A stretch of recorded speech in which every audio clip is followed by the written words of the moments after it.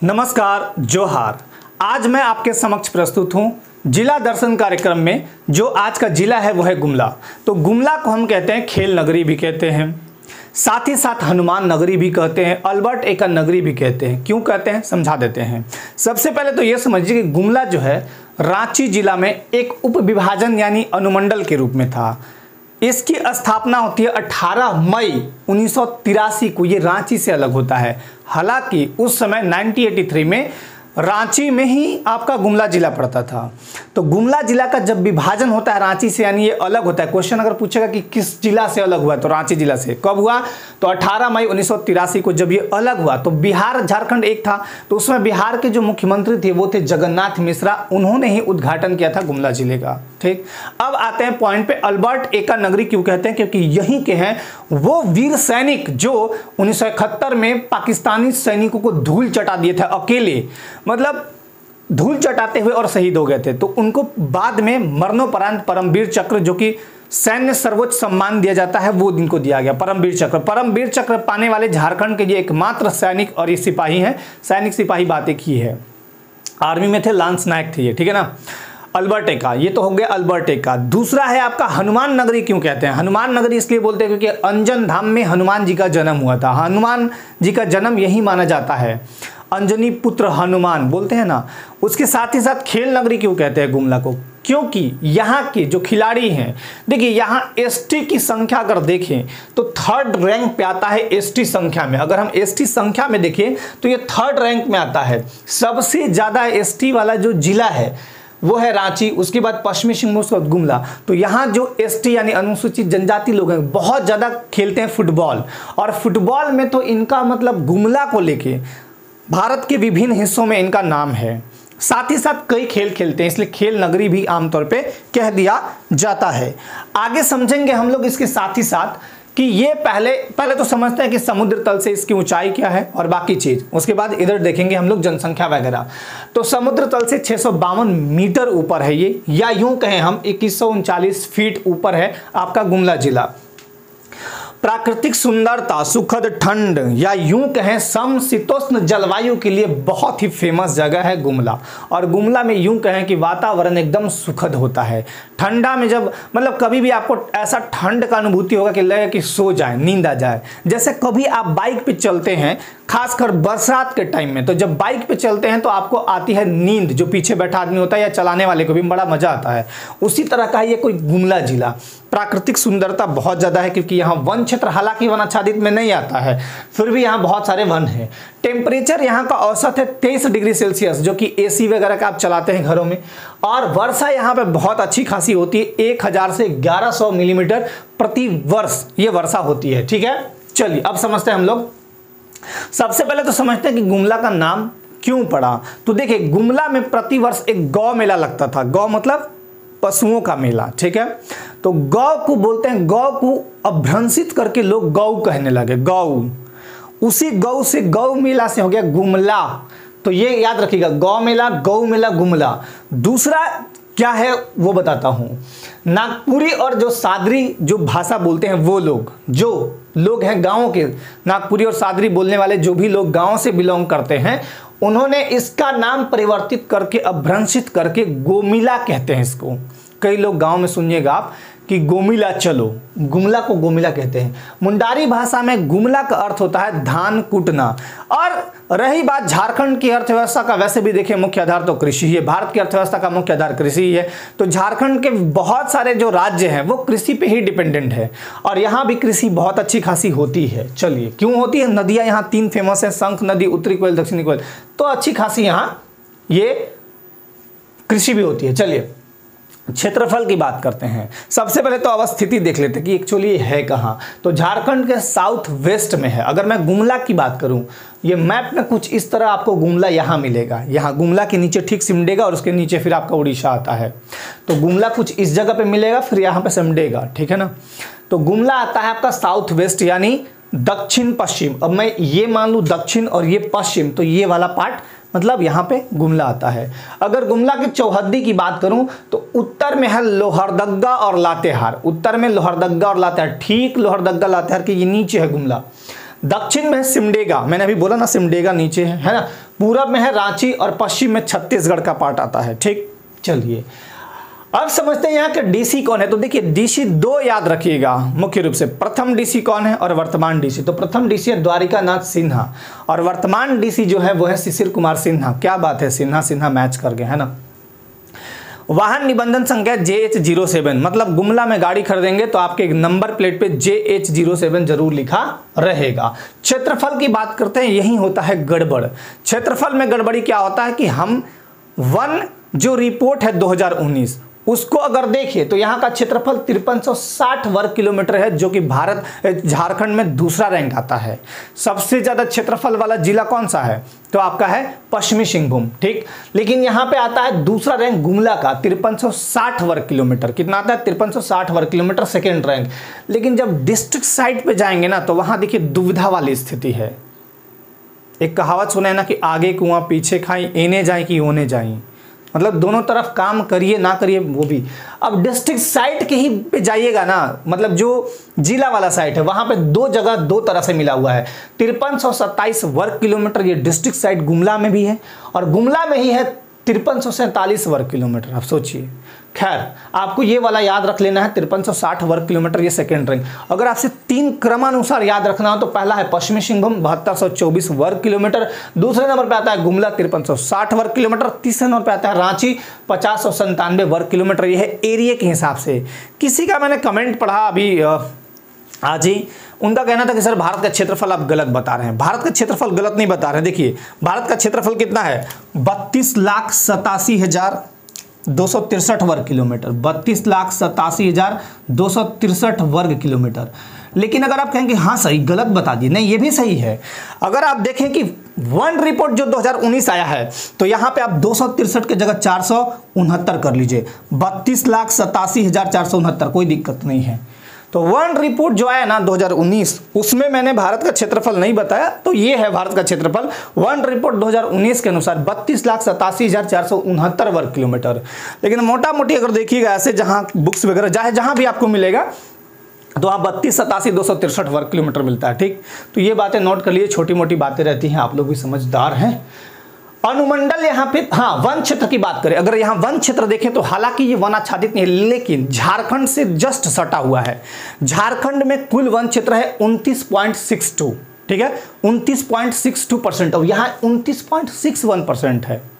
ठीक, इसका वन क्षेत्र है टोटल 1442 वर्ग किलोमीटर। आप केवल 1442 याद रखिए वर्ग किलोमीटर, कोई दिक्कत नहीं है। अनुमंडल यहाँ पे 3 है, कौन कौन, गुमला, चैनपुर और बसिया।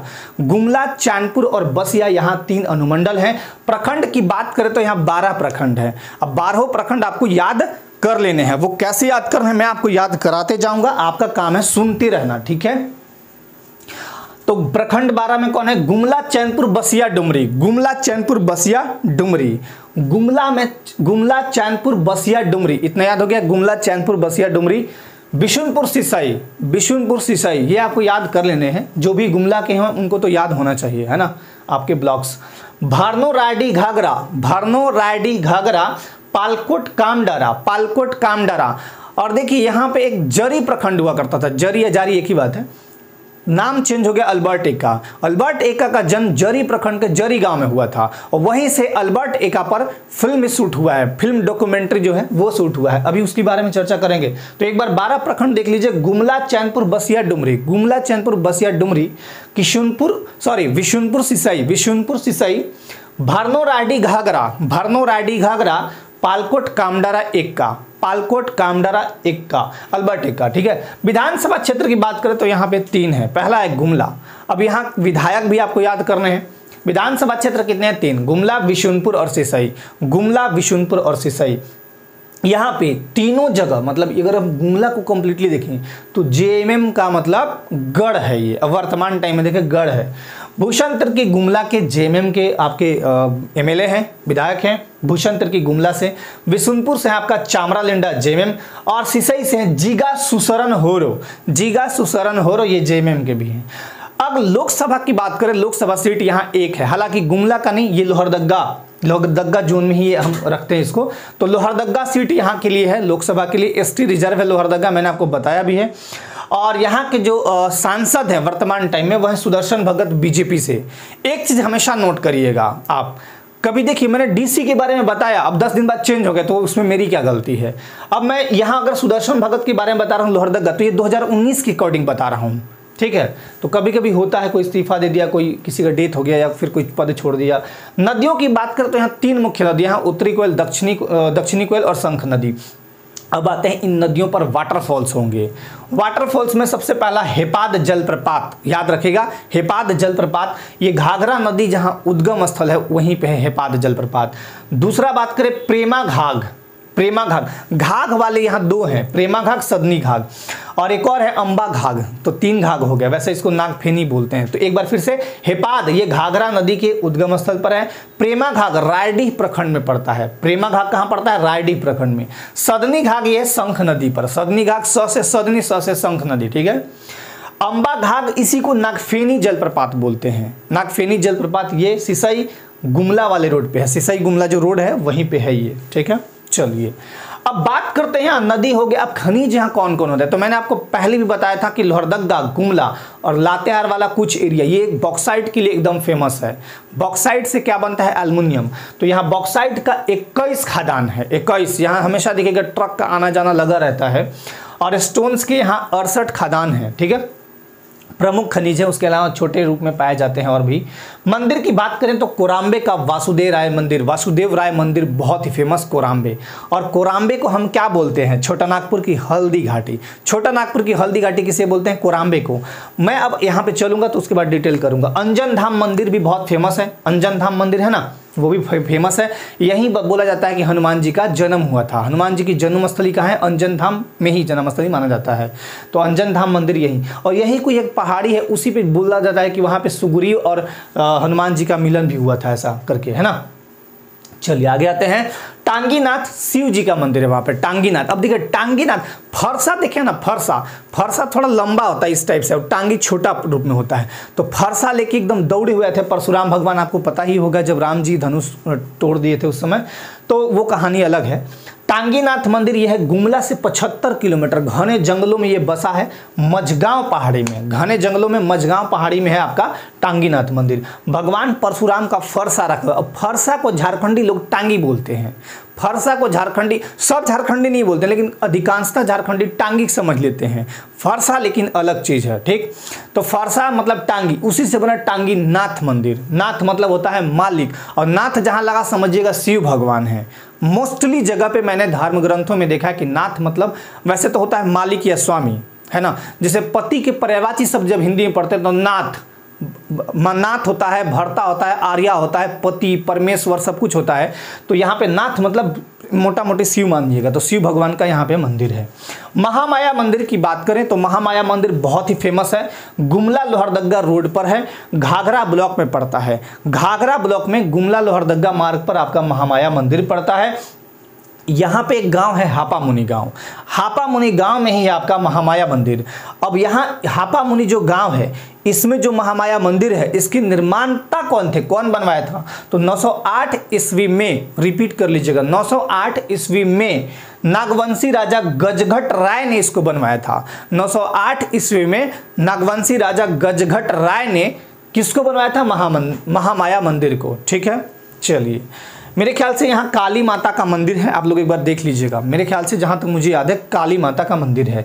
छोटा नागपुर की हल्दी घाटी कोराम्बे को कहते हैं। कई सारी लड़ाइयाँ वगैरह हुई होगी, मुझे उतना डिटेल पता नहीं है इसके बारे में। यहाँ के जो लोकल आप स्टूडेंट्स या जो भी लोग होंगे वो जानते होंगे। लेकिन हल्दी घाटी जब आता है तो एक बात तुरंत याद आता है कि मेवाड़ का शासक, मेवाड़ कहाँ? राजस्थान में। राजस्थान में राजपूतों का गढ़ माना जाता था। वहाँ पे मेवाड़ का शासक कौन? महाराणा प्रताप। और महाराणा प्रताप उस समय जब मान सिंह से लड़ाई कर रहे थे तो इतिहासकार लिखते हैं कि युद्ध तो ऐसे ही जीत जाते, लेकिन हालांकि ये हार जाते हैं। और मैक्सिमम जो लड़ाइयाँ हुई है भारत में, अगर वो हारे हैं, चाहे वो किसी भी अटैक को लीजिए, हम पुलवामा अटैक की बात करें वर्तमान टाइम की, या पहले के लड़ाइयों कारगिल की बात करें, 1971 की बात करें, 1962 की बात करें, या हिस्ट्री में जो भी लड़ाइयाँ हैं, कहीं ना कहीं चूक हमारे अंदर से ही होता है। मतलब एक कहावत सुने, घर का भेदी लंका ढाए। हिस्ट्री उठा के पढ़ लीजिए आप, इंडियन हिस्ट्री, उसमें देखिएगा मैक्सिमम लड़ाइयाँ अंदर वाले की वजह से लड़ाई मतलब जीता है बाहर के लोग, तो वो बातें अलग हैं, है ना। 18 जून 1576 को महाराणा प्रताप, राणा ने सोचा इस पार, तब तक चेतक था उस पार, मतलब ये अतिशयोक्ति अलंकार हो गया। हनुमान की पूंछ में लगन न पाई आग, सारी लंका जरी गई, गए निशाचर भाग, मतलब बढ़ा चढ़ा के वर्णन करना। अब राणा महाराणा प्रताप सोचे रहे चेतक उस पार, नदी के उस पार कैसे हो जाएगा, इतना तो तेज था नहीं। लेकिन हाँ ये है, ये सभी लोग जानते हैं कि महाराणा प्रताप के पास जो चेतक घोड़ा था वो बहुत फास्ट था, बाकी जितने भी घोड़े उस समय हुआ करते थे उससे सबसे डिफरेंट था वो। तो यहाँ पे मानसिंह और महाराणा प्रताप के बीच युद्ध होता है हल्दी घाटी में, याद रखिएगा, मानसिंह बेचारे जीत जाते हैं। चलिए अभ्यारण्य की बात करें तो यहाँ एक ही अभ्यारण्य है 1990 में स्थापित एक ही अभ्यारण्य है जिसका नाम है पालकोट अभ्यारण्य। ठीक है, 183 वर्ग किलोमीटर में ये विस्तृत है। यहाँ पे मुख्य रूप से तेंदुआ, जंगली भालू, बंदर वगैरह मिलते हैं। नौरत्नगढ़ का किला ये फेमस जगह है, 2-3 किले ऐसे हैं जो बहुत फेमस है। किला कौन बनाता था, राजा बनाता था, नौरत्नगढ़ का किला। लेकिन हालांकि दोसाईगढ़ के राजाओं द्वारा इसको बनाया गया। कुछ किला ऐसे हैं जो राजा बनाए और बीच में ही लुढ़क के मतलब निपट लिए, तो ऐसे निपटी हुए राजाओं को क्या बोलिएगा कि मतलब बना ही नहीं पाए, तो वैसे के वैसे ही रह गए, है ना। जैसे आप पलामू में देखिएगा मेदिनीरा का किला, वैसे कई किले हैं झारखंड में। तो नौरत्नगढ़ का किला दोसाईगढ़ के राजाओं द्वारा बनाया गया, बहुत ही फेमस किला ये भी है। यहाँ पे एक खास चीज़ है खजाना महल। खजाना महल इसका आकर्षण बढ़ा देता है, लोग दूर दूर से देखने भी आते हैं, जो जानते हैं वही आते हैं। जैसे मैं बात करूँ झारखंड का एकमात्र राष्ट्रीय उद्यान बेतला नेशनल पार्क, अब जो जानता है वही देखने आएगा, बाकी जो नहीं जानेगा वो नहीं देखेगा। पालकोट राजमहल, मतलब पालकोट का राजा का महल यहीं पे है, गुमला में ही। नागफेनी राजमहल सिसई ब्लॉक में है, नागफेनी राजमहल सिसई ब्लॉक में है। और नौरत्नगढ़ का किला को बोलते हैं झारखंड का हम्पी। हम्पी कहाँ है, कर्नाटक में, तो उससे इसका कंपैरिजन किया गया है। चलिए अब आते हैं आगे। तो इधर आपका हो चुका था गुमला वाला बात, अब आते हैं हम लोग इधर। जनसंख्या की बात करें तो 10,25,213 है। मेल की बात करें तो यहाँ मेल हैं 5,14,390 और फीमेल हैं मतलब महिला जनसंख्या जो है 5,10,823।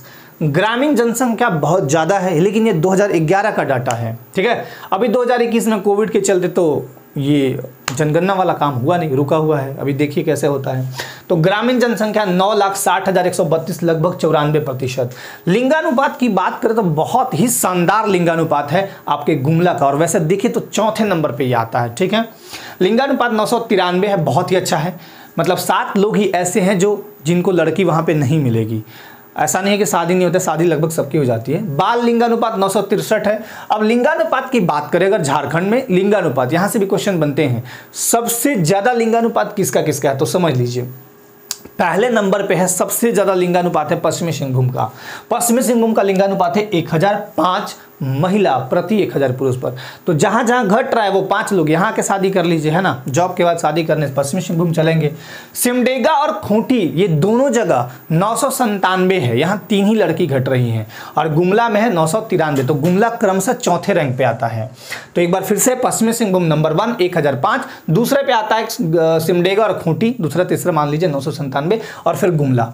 अब साक्षरता की बात करते हैं तो साक्षरता बहुत अच्छी यहाँ पे नहीं है, नॉर्मल है, 65.73%।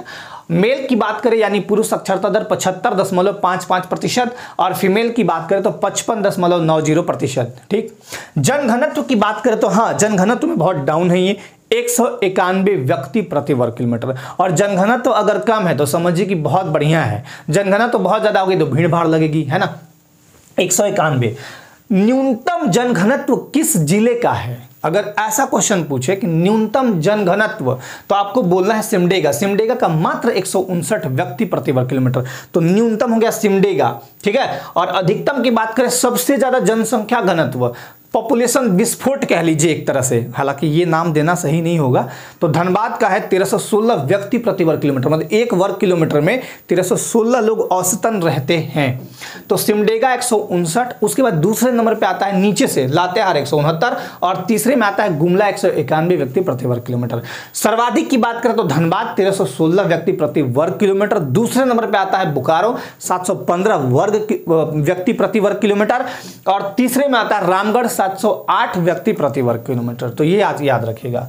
जिले की यहाँ एक इंटरेस्टिंग चीज है कि जिले की कुल जनसंख्या का 2/3 भाग लगभग एसटी आबादी है। मैं आबादी की बात कर रहा हूं, ना कि प्रतिशत की। आबादी मतलब संख्या, तो संख्या में है 7,06,754। अब सोचिए 10 लाख आदमी है, 10,25,000, 10.25 लाख के आसपास मानिए, है ना, जिसमें 7 लाख आपका कौन है, 7 लाख केवल एसटी आबादी है। तो ज्यादातर यहाँ एसटी आबादी, लेकिन प्रतिशत की दृष्टि से ज्यादा नहीं है।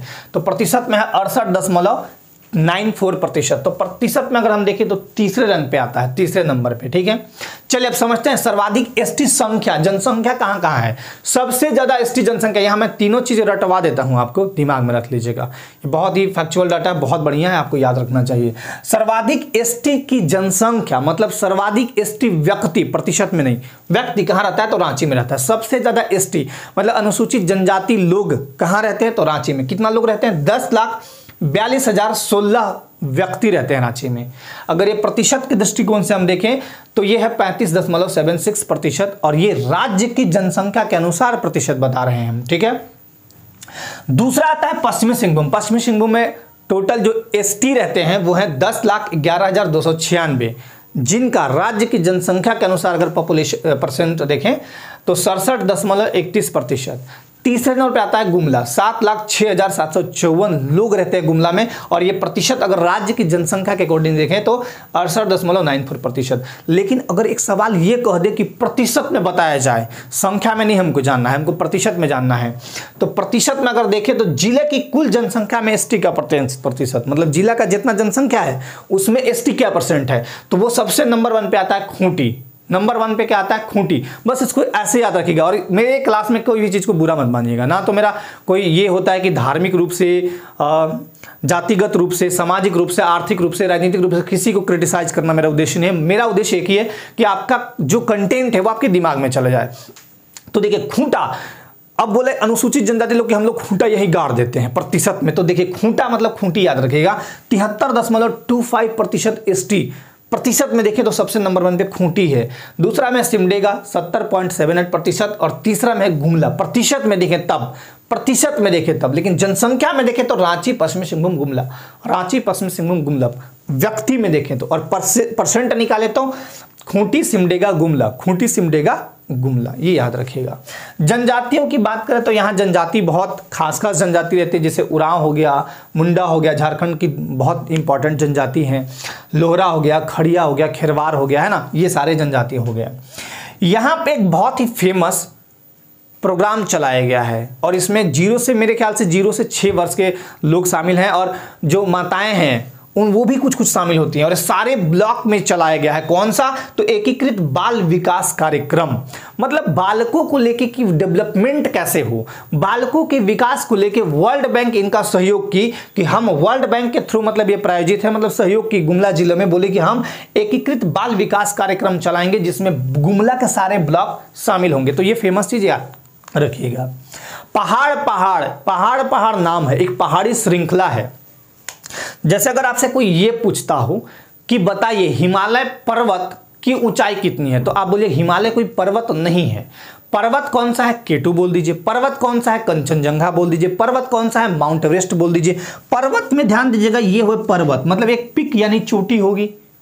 और अगर हम बोले इसी को कि कुछ इस तरह से है, तो ये पर्वतमाला, हिमालय एक पर्वतमाला है, ना कि वो एक पर्वत है। ठीक, तो उसी तरह समझिए पहाड़ एक पहाड़ी श्रृंखला है, मतलब पहाड़ जो नाम है वो एक पहाड़ी श्रृंखला है, मतलब यहां वहां ऐसे चलते चलते कई दूर तक गया है। तो वो जो पहाड़ी श्रृंखला है, ये पालकोट प्रखंड से बिशुनपुर प्रखंड तक विस्तृत है। तो ये फेमस चीज है, पहाड़ एक श्रृंखला है, पहाड़ी श्रृंखला, नाम है पहाड़। आंदोलनकारी यहाँ के कौन कौन रहे फेमस, तो वो है इग्नेस बैक, है ना, झारखंड निर्माण आंदोलन में बहुत भूमिका रही इग्नेस बैक के बारे में, और मैंने बताया भी है। गंगा महाराज, गणपत खंडेलवाल, ये बहुत फेमस नाम है। व्यक्तित्व की बात करें, यहाँ पर्सनालिटी कौन है जिनसे गुमला को जाना जाता है। जैसे मैं अगर बात करूं कि रांची या झारखंड को कौन सा एक ऐसा पर्सनालिटी है जिससे बच्चा वर्ल्ड में भी जानता है, तो एमएसडी याद रखिएगा, एमएस धोनी, पूरे वर्ल्ड स्तर पे वो चमक चुके थे, है ना। तो व्यक्तित्व में क्या है, अल्बर्ट एक्का बहुत ही फेमस व्यक्तित्व, जतरा उरांव, कार्तिक उरांव, तेलंगा खड़िया, ये सब हैं, ठीक है ना। अब अल्बर्ट एक्का के बारे में समझ लीजिए, आर्मी में, इंडियन आर्मी की ये शान थे, लांस नायक थे ये, और ये परमवीर चक्र विजेता रहे। क्यों इनको परमवीर चक्र मतलब मिला, क्योंकि इनके साथियों को 1971 जो भारत पाकिस्तान युद्ध हुआ था दिसंबर टाइम में, तो वो इनके साथियों को गोली लग गया था। और पाकिस्तान बहुत चालाक है, ऊपर बैठ लेगा और नीचे बुलाएगा कि आओ, ललकारेगा कि आओ। ऊपर से अगर गोली मारिएगा और नीचे से गोली मारिएगा तो दोनों में बहुत अंतर है। ऊपर वाला का पलड़ा भारी रहता है, फिर भी हमारे भारतीय जाबाज सैनिकों ने वीरता का परिचय देते हुए, और खासकर अल्बर्ट एक्का, गुमला सहित झारखंड का नाम रोशन करने वाले, ये मतलब लगभग मेरे ख्याल से 20-25 गोली इनके शरीर में घुसा, फिर भी ये गए और बंकरों को नष्ट किए बम डाल डाल के। और उसी पे दिखाया गया, आपका बॉर्डर मूवी भी बना हुआ है मेरे ख्याल से, जहां तक मुझे याद है। बॉर्डर मूवी देखिएगा, उसमें एक हीरो है, कौन सा, सुनील शेट्टी, वो भी ऐसे ही करता है, गोली लगते रहता है, बंकर में जाके डाल देता है, नष्ट भी हो जाता है। खैर, तो इनका जन्म हुआ था 27 दिसंबर 1942 को जरी प्रखंड के जरी गांव में। इनकी पत्नी का नाम है बलमदीना एक्का, हालांकि उनकी मौत हो चुकी है, और पुत्र का नाम है विंसेंट एक्का, है ना। विंसेंट एक्का वो बहुत मतलब ये कोई ऑफिस में काम करते हैं, है ना, लिपिक है, कोई ऑफिस में लिपिक है वो। तो 3 दिसंबर 1971 को, अब देखिए बहुत कम उम्र इनका रहा, 42 में जन्म ही हुआ और 71 में शहीद हो गए। ये भारत पाकिस्तान युद्ध के दौरान ये शहीद हुए, और इनको इन्हीं के नाम पर झारखंड का शान, इन्हीं के नाम पर, सोचे कि नहीं, अल्बर्ट एक्का जब यहाँ शहीद हुए तो एक प्रखंड का नाम ही अल्बर्ट एक्का रख दिया गया, अल्बर्ट एक्का रख दिया गया। अल्बर्ट एक्का प्रखंड ही है, एक ब्लॉक ही है। यही नहीं, अल्बर्ट एक्का स्टेडियम भी बनाया गया, ठीक है। अल्बर्ट एक्का स्टेडियम ये गुमला में है। झारखंड के प्रथम और एकमात्र परमवीर चक्र विजेता यही है आपके अल्बर्ट एक्का। पूर्व सैनिक सेवा परिषद, अब देखिए सेवा, जो सैनिक जो हैं, जितने भी सैनिक हैं, वो पूर्व में अपना सेवा भारत सरकार को दिए, तो वो एक ग्रुप बनाते हैं, और ग्रुप बना के बोलते हैं कि हम लोग एक काम करते हैं, एक डॉक्यूमेंट्री फिल्म, छोटा फिल्म होता है, डॉक्यूमेंट्री फिल्म बनाते हैं, नाम है परमवीर। और परमवीर कहाँ बनाएंगे, तो जरी गांव में, वहीं शूटिंग वूटिंग हुआ। एक चीज और आपको बता दें, जरी गांव में जब इनका घर देखिएगा तो खपड़ेल का घर है, टूटा हुआ घर है। वहीं पे क्या बोला कि हम संग्रहालय, म्यूजियम बनाएंगे, भारत सरकार हम म्यूजियम बनाएंगे। तो हालांकि इनके पुत्र का कहना है कि नहीं, वो मेरे पिता का एक्चुअली निवास स्थल है, आप उस स्थल को ना तोड़ के कहीं दूसरे जगह पे वो संग्रहालय यानी म्यूजियम बनाइए, वहां पे इनसे संबंधित चीजों को रखा जाएगा। चलिए, तो ये झारखंड के आन बान शान रहे, नो डाउट, और गुमला के भी। चलिए अब आते हैं कार्तिक उरांव की बात करते हैं। करौंदा गांव के लीला टोली में, गुमला में इनका जन्म हुआ था। गुमला के करौंदा गांव में लीला टोली में इनका जन्म हुआ था। लोहरदगा सीट पर ये सांसद रहे 3 बार। लोहरदगा लोकसभा सीट मैंने अभी बताया ना, तो लोहरदगा लोकसभा सीट पर ये 3 बार सांसद रहे। कब कब, 1967, 71 और 1980। यही नहीं, ये गुमला के विशुनपुर से विधायक भी रहे। यही नहीं, इन्होंने आदिवासियों के हर तरह के उत्थान के लिए इन्होंने 1968 में अखिल भारतीय आदिवासी परिषद की स्थापना की, कि आदिवासी लोग के लिए हम एक मंच स्थापित करें जहां से आदिवासियों की आवाज़ पूरे भारत तक गूंज सके। ठीक है, तो गुमला जिले से संबंधित ये सारी बातें थी, है ना। और आपके जो भी डाउट होते हैं कमेंट कीजिए, मुझे कोई दिक्कत नहीं है, कमेंट बिल्कुल आपके सादर आमंत्रित हैं। जो भी आपको डाउट, जो भी प्रॉब्लम्स या जो भी चीज़ें हैं वो आप कमेंट कर सकते हैं। और साथ ही साथ जो जेपीएससी 7वीं की तैयारी में भी लगे हुए हैं, बहुत कम टाइम बचा है, जान लगा दीजिए अपनी। और मैं भी यहाँ से प्रयास कर रहा हूँ कि जल्द से जल्द आपके जो भी पेपर 2 हो या 1 हो का कंटेंट हो, वो आपको जल्द से जल्द यूट्यूब चैनल पे अवेलेबल करा दूँ। तो चलिए, आज के लिए आप सभी को बहुत बहुत धन्यवाद। जय हिंद।